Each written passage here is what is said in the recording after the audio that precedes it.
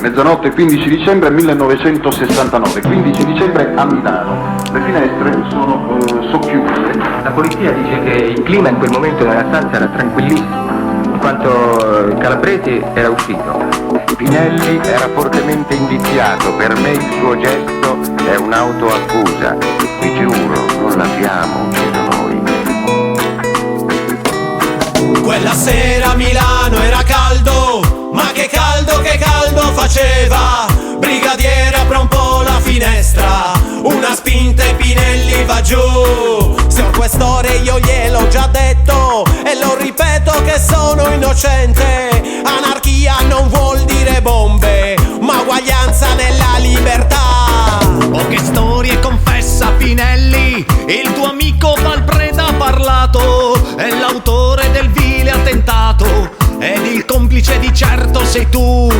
È impossibile, grida Pinelli, un compagno non può averlo fatto, è l'autore di questo misfatto, tra i padroni bisogna cercare. Stiamo attenti, è iniziato Pinelli, questa stanza è già piena di fumo. Se tu insisti apriamo la finestra, 4 piani son duri da far. Quella sera a Milano era caldo, ma che caldo faceva. Brigadiere apre un po' la finestra, una spinta e Pinelli va giù.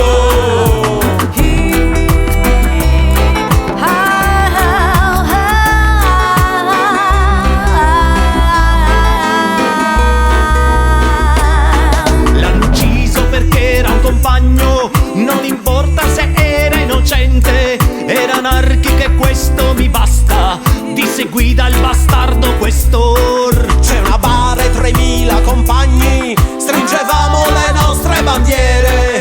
Quella sera l'abbiamo giurato, di sicuro non finisce qua. E tu guida e tu Calabresi, se un compagno ci avete ammazzato per coprire una strage di Stato, questa lotta più dura sarà. Quella sera a Milano era caldo, ma che caldo faceva.